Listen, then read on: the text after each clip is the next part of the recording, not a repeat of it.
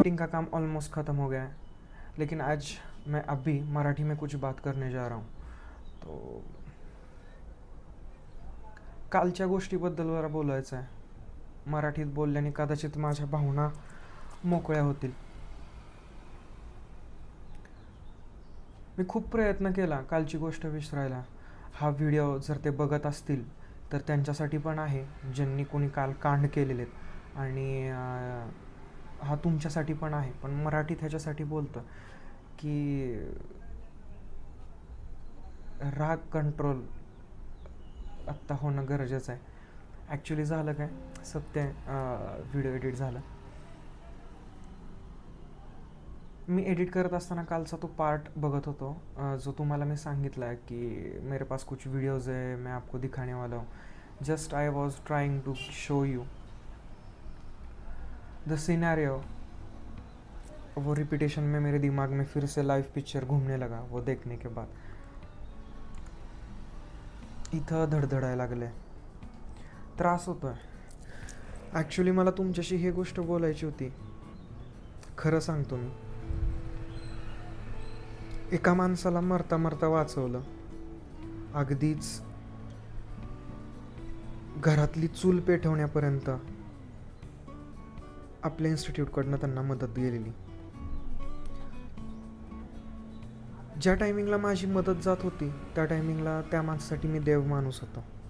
माझ्या घरात खूप काय प्रॉब्लेम्स झाले. माझे जुने व्लॉगिंग चॅनल पण मी बंद केलेले आणि मी डिस्टर्ब होतो. मेडिकल कंडिशन्स खूप भयानकवाले आमच्या घरात आलेले आहेत आणि त्याच्यातनं सर्वाईव्ह करणं was not a joke for me.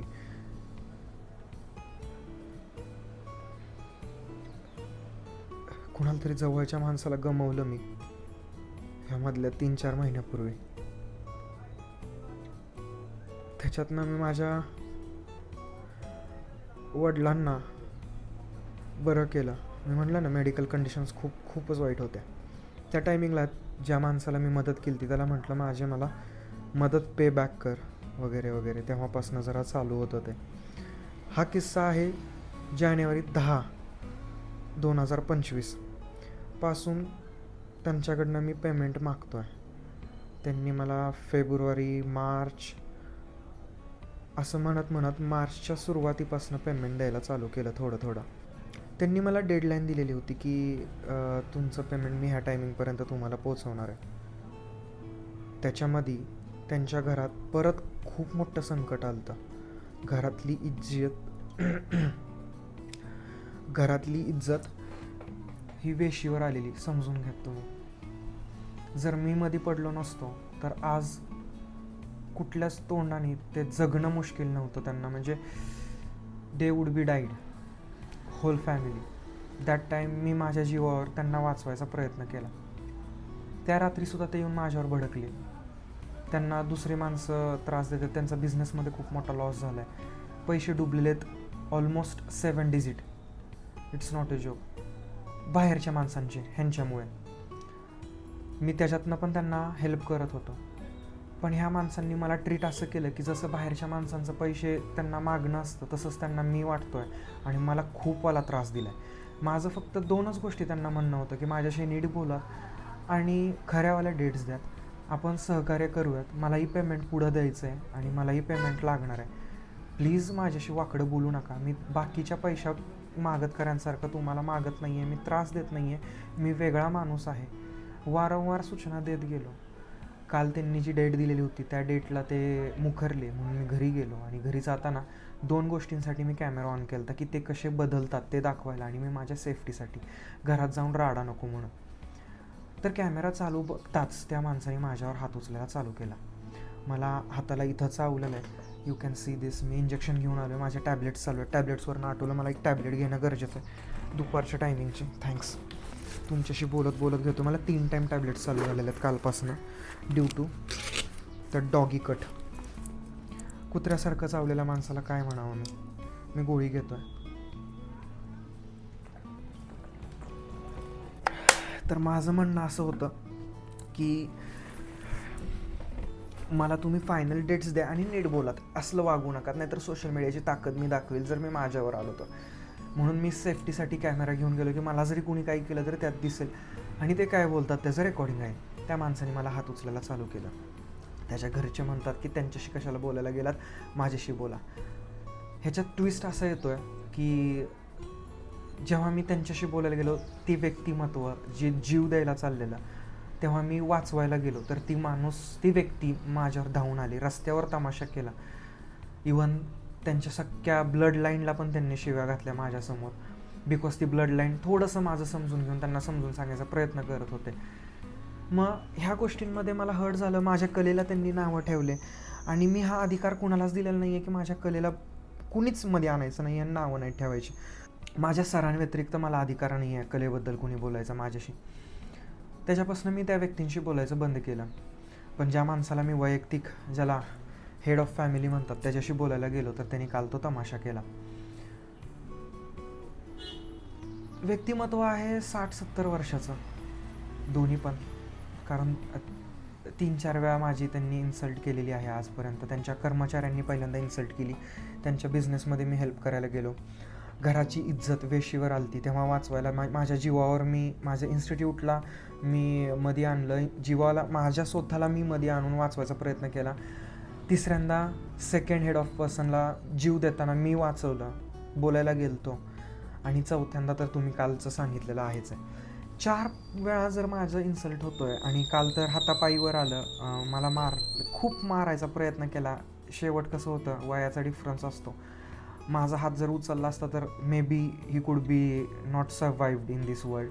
But त्या व्यक्तिमत्वाला सांगून उपयोग नव्हता म्हणून मी शांत बसलो आणि रेकॉर्ड करत होतो. माझं फक्त एकच मागणं होतं की त्या व्यक्तीने मला आणि माझ्या आईबापाला सॉरी म्हणायला पाहिजे, कारण माझ्या आईवडिलांना पण त्रास झाला की त्यांच्या मुलाला काय असं बोलायचा संबंध आहे कोणी.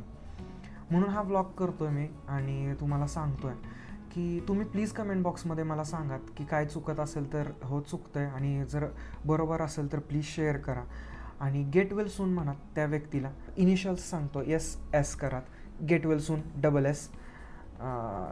ॲक्च्युली काय होतं आहे, जसं आपण मुन्नाभाईमध्ये बघितलं ना गेट वेल सून लकी, तशा टाईपमध्ये आपलं चाललेलं आहे. गेट वेल सूनचा मेसेज त्यांच्यापर्यंत पोहोचवायचा आहे.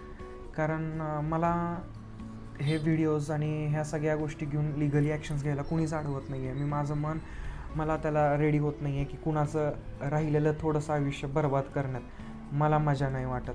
म्हणून माझं असं म्हणणं आहे की आपण त्या गोष्टी सॉर्ट आऊट करू शकतो. माझ्याशी फक्त एकदा तुम्ही नीट बोलात की सॉरी, जे बोललो ते चुकीचं होतं, जे झालं ते चुकीचं, इथनं पुढं होणार नाही. त्यांनी माफीनामा प्रॉपर मागावा आणि बोलावं. मी सगळ्या गोष्टी सोडून देईल, पण त्या व्यक्तिमत्वाला तेही समजून घ्यायचं समजत नाही आहे. आणि अजूनही तर मला तुम्ही सांगात की मी काय केलं पाहिजे. मी ते व्हिडिओज अजून पण तुम्ही म्हटलं ना, जस्ट मी बघितले तर मला संताप येतो आहे, कीव येते. आणि नाही मी सहन करू शकत अत्याचार, आणि खोटं तर बिलकुलच नाही सहन करू शकत. त्याच्यामुळं माझे हात जोडून रिक्वेस्ट आहे की तुम्ही प्रॉपर माफी मागात माझ्या आईवडिलांची, आणि खोटे इल्जाम घेतलेले आहेत ते कबूल करा. असं काहीच झालेलं नाही आहे. उलटं मी पदोपदी तुमची मदत केली आणि 4 वेळा पे बॅक म्हणून तुम्ही माझी इज्जत चव्हाट्यावर आणली 4 वेळा. आणि मी अजूनही तुम्हाला सांगतो की मला हात जोडून प्रॉपर माफी मागात, आईवडिलांच्या पाया पडत माझ्या, मी तुम्हाला माफ करील. एक छोटीशी रिक्वेस्ट आहे ही. कारण जर मी हे सगळे एव्हिडन्स घेऊन लिगल ॲक्शन्स करायला गेलं तर सगळ्यांना त्रास होईल. तुमच्या फॅमिलीमध्ये मला काही होणार नाहीत, कारण माझ्याकडं तुमच्याच घरच्यांचा कन्फेन्स केलेला व्हिडिओ आहे काल रात्रीचाच, की जे काय झालं आहे ते तुमच्या चुकीमुळं झालेलं आहे. प्लीज मी सांगतो ॲक्शन्स घ्यायला मला त्रास द्यायला लावू नका. आणि I request you all to just forget all the things by saying sorry. And माझ्या आईवडिलांना माफी मागात, आणि ही गोष्ट मी विसरायला तयार आहे, नाहीतर ह्याचे कॉन्सिक्वेन्सेस सगळ्यांना भोगावे लागतील. डिटेलमध्ये गोष्ट तुम्हाला मी सांगतो नेक्स्ट ब्लॉगमध्ये, जर काय त्यांनी नाही केलं तर. आपल्या प्रोजेक्ट्सबद्दल वगैरे खूप काय बोलायचं आणि मला सांगायचं पण खूप काय ह्या गोष्टींबद्दल. पैसे तर द्यायचं नावच नाही आहे अजून, आणि आत्ताच अरे रवा चाललेत, काय बोलायचं आणि काय नाही. ह्याच गोष्टींनी डोकं तापतं आहे. पण कंट्रोल करून थांबतो आपण. लिगल ॲक्शन्स घ्यायचं. आपलं ज्युरी सिस्टीम आहे इंडियामध्ये, त्याच्यावर ट्रस्ट आहे मला, लॉ एन्फोर्सवर. बघूयात आता काय होतं आहे ते. So thank you so much for watching this blog. Please support me and humility I will say. रामराज्यात कलियुग तर चालूच झालेलं आहे, पण अशा टाईपमध्ये कलियुग नको ज्याने आपल्याला मदत केली त्यालाच मारणं. हे जर तुमचं रामराज्य असेल तर विचार करात खरंच तुम्ही रामराज्य आहे का तुमच्या घरात. कारण ते दिवसभर देवपूजा करतात आणि असं वागतात आणि खूप घाण घाण बोलतात. मुद्दाम बोलायचं म्हणून बोललेत ते व्हिडिओमध्ये, विचार करून. सगळं रेकॉर्डिंग आहे माझ्याकडं. विचार करून माझ्यावर इल्जाम टाकत होते, विचार करून. आता हे बोलू, चला आता हे घडले, आता हे. That was too bullshit. That was too bullshit. आणि हे व्हिडिओज त्यांच्या घरच्यांना पण मी पाठवलेले आहेत, माझ्याकडं पण आहेत आणि माझ्या घरच्यांकडंही आहेत व्हिडिओज. मी हे शेअर करायला फक्त मला 5 मिनिट लागतील पब्लिक करायला. प्लीज विचार करात, सॉर्ट आऊट करात. आणि ह्याचमुळं मला व्लॉगिंग करायचा मूड येत नाही आहे, कारण डोक्यातनं ह्या गोष्टी जात नाही आहेत. होपफुली मी ह्याच्यातनं बाहेर पडील आणि तुमच्याशी उद्याच्या व्लॉगमध्ये नीट बोलतो, हा प्रयत्न राहील माझा. कारण माझं जे प्रोजेक्ट आत्ता येणार होतं मी पोस्टपोन करतो आहे. ते 1 महिना माझा प्रोजेक्ट डिले होईल. ऑलमोस्ट 60 दिवस, 2 महिने, काहीच हरकत नाही म्हणायला. तर 2 महिने प्रोजेक्ट डिले केलेलं आहे मी. चाललेलं आहे, बघू. सांगतो तुम्हाला सगळे अपडेट्स. आता चुकीला माफी नाही. थँक्यू. बाय.